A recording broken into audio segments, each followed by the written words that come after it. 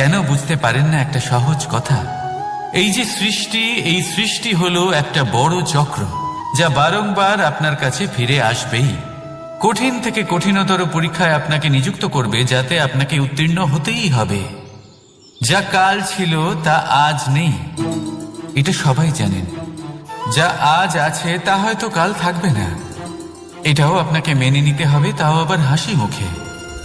শান্ত থাকতে শিখুন, আর কখনোই মনের মধ্যে অহংকার উৎপন্ন হতে দেবেন না। হতে শিখুন সেই হিমবাহের মতো।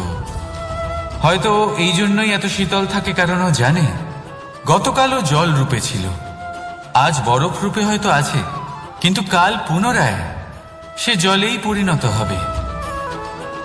নিজেকে শান্ত রাখুন। হয়তো আজ আপনি সাফল্যের শিখরে আছেন, হয়তো বা নেই। আপনাকে প্রত্যেক দিন অবশ্যই দেখতে হবে। শুধু নিরন্তর প্রচেষ্টা করতে থাকুন, প্রত্যেক পরিস্থিতির জন্য তৈরি থাকুন, আর একে ভারসাম্যে রাখতে শিখুন। আপনার কাল হোক, আজ হোক বা আগামীকাল, আপনার ভালো দিন হোক বা খারাপ দিন, সব পবিত্র হয়ে যাবে। তাহলে আসুন আর আমার সাথে ভালোবেসে বলুন, রাধা রাধা।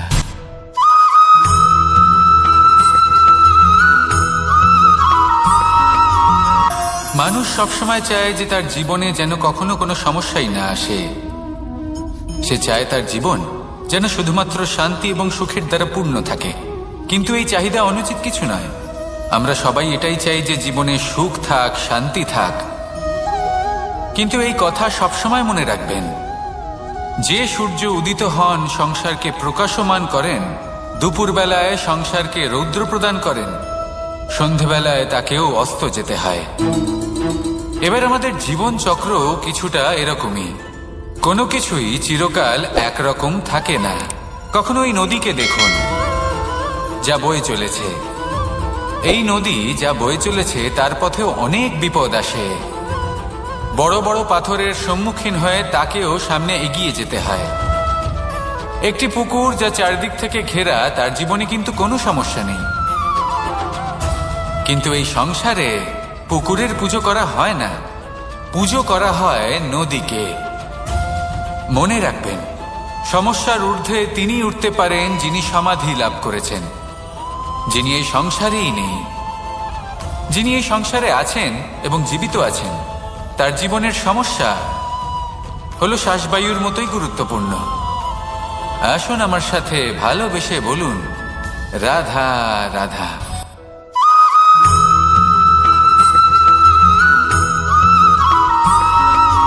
দোল উৎসবে এই সমগ্র সংসার রং নিয়ে খেলা করে, কিন্তু এই রঙের সারমর্ম এই সংসার কি জানে? কখনো দেখেছেন একটা চিন্তিত মুখ শুধুমাত্র রঙের স্পর্শ পেয়ে আনন্দিত হয়ে ওঠে? দোলে আমরা কি করি? পুরাতনকে ত্যাগ করি আর নতুনকে স্বাগত জানাই। শিশিরকে বিদায় জানিয়ে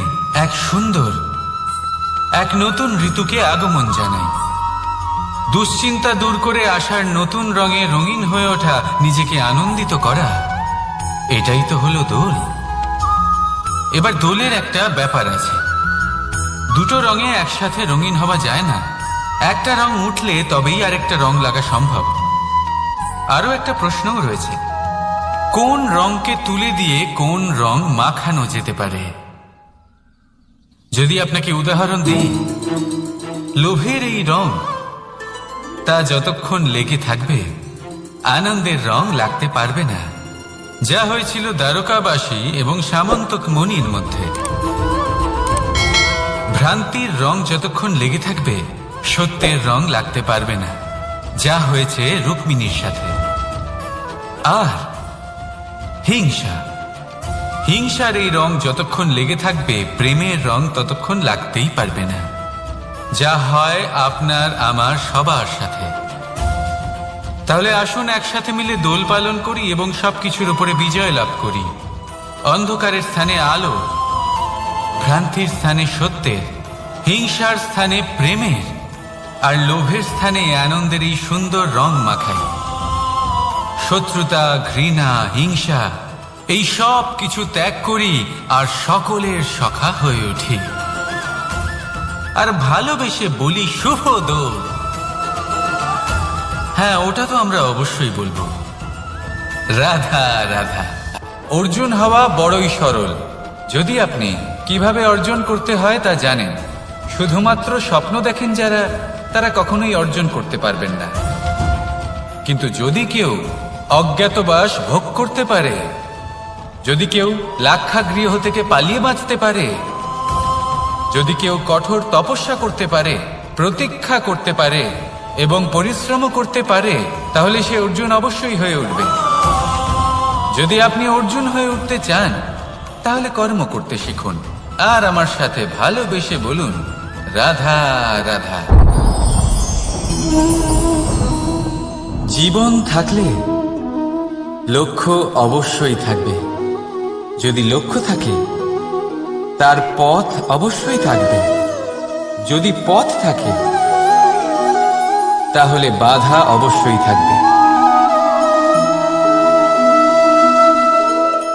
আর এর উপরেই নির্ভর করে যে আমরা জীবনে সফল হব না অসফল, পুরস্কারের ভাগীদার হব নাকি তিরস্কারের। মনে করুন আপনাকে একটা কাজ করতে হবে, আপনাকে পর্বত আরোহণ করতে হবে, আর সেই পথের ঢাল আপনাকে একাধিকবার ফেলে দেবে। পাথর আপনাকে একাধিকবার আহত করবে। এই অবস্থায় কি করবেন? সাধারণ মানুষ বেছে নেয় প্রতিশোধ। সেই পর্বতকে নষ্ট করে দেওয়ার চিন্তা ভাবনা করে, তার ভিতকে নড়িয়ে দেওয়ার কথা ভাবে সেই মানুষ। কিন্তু তাই জীবনে প্রতিশোধ নয়, পরিবর্তন বাছুন। বদলা নয়, বদল বেছে নিন। আপনার বাধা আপনার বন্ধু হয়ে যাবে। রাধা রাধা। সমস্ত মানুষের জীবন কিছুটা সমান হয়। মানুষ জন্মগ্রহণ করে, তারপর চলতে শেখে, জীবনে এগিয়ে চলে, বার্ধক্য লাভ করে, তারপর সমাপ্ত হয়ে যায়। কিন্তু সেই ব্যক্তিরা কারা যারা প্রকৃত অর্থে মনুষ্য জীবন যাপন করেন?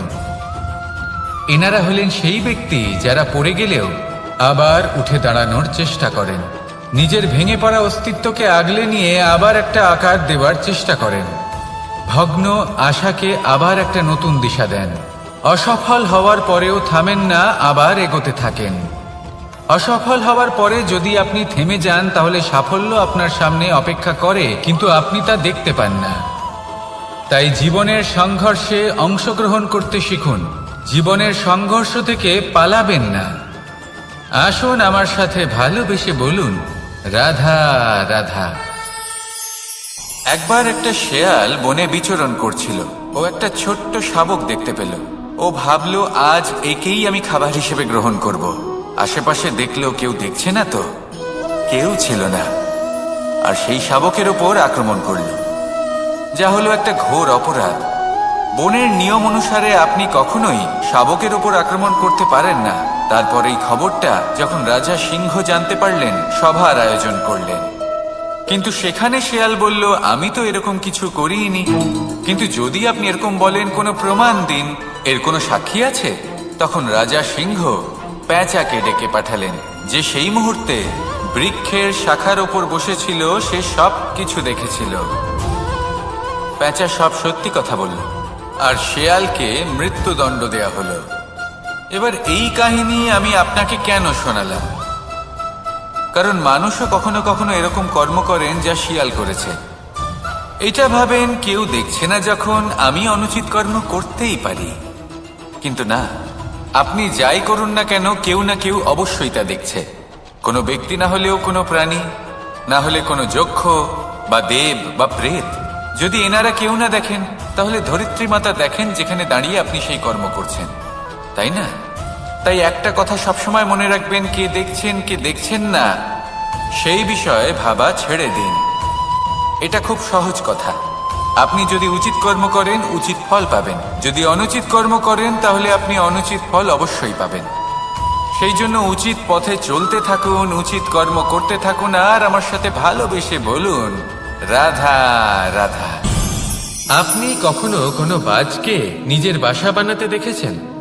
এই বাজ যখনই কোনো বাসা বানায় তখন উঁচু গাছের ডালে বা কোনো পর্বতের শিখরে বাসা বানায়, অনেক উচ্চতায়। আর সেখানে তার সন্তানও জন্মগ্রহণ করে। যখন এই সন্তানেরা জন্মায় তখন এই বাজ খুবই ভালোবেসে এবং খুব সাবধানে এদের পালন পোষণ করে।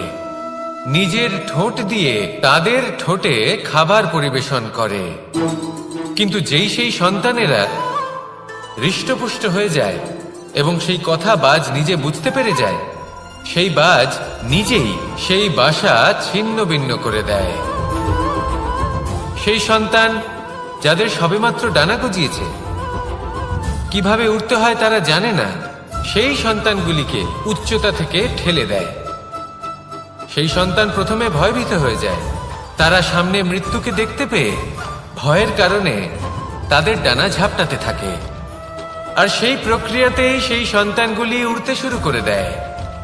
এবার এই ঘটনায় আমরা কি শিক্ষা পেতে পারি? এটাই, যদি আপনি মাতা পিতা হন তাহলে নিজের সন্তানকে অবশ্যই স্নেহ করুন, কিন্তু তাদেরকে নিজের আঁচলের তলায় বেঁধে রাখবেন না। যদি আপনি চান আপনার সন্তান জীবনে উন্নতি করুক, তাহলে নিজের মুঠো থেকে তাদের স্বতন্ত্র করে দিন। এই সংসারে সংঘর্ষ করতে দিন। সেই সন্তান নিজেই বুঝতে পারবে যে জন্মের সময় পাওয়া ডানা কি করে ব্যবহার করতে হয়। আর আপনার চোখের সামনে আপনার সন্তান এই আকাশে উড়তে থাকবে। তাহলে আসুন আমার সাথে ভালোবেসে বলুন, রাধা রাধা। সংসারে সবচেয়ে পবিত্র মানা হয় গঙ্গা জলকে। কখনো ভেবে দেখেছেন কেন? কারণ গঙ্গা জলের আবির্ভাব অত্যন্ত শুদ্ধ হয়, তার জন্ম শুদ্ধ হয়, যেখান থেকে তার শুরু সেটাই শুদ্ধ হয়। আর শুরুটা শুদ্ধ হওয়া অত্যন্ত আবশ্যক। আমাদের জীবনে সবই শুরু হয় আমাদের ভাবনা থেকে। নিজের ভাবনাকে শুদ্ধ রাখুন, কারণ এই ভাবনা থেকেই আবির্ভাব হয় শব্দের। আপনার শব্দ শুদ্ধ রাখুন। এই জীবনে নিজের ভাবনা শুভ রাখলে, শুদ্ধ করলে আপনার মন সুপ্রসন্ন হয়ে বলবে,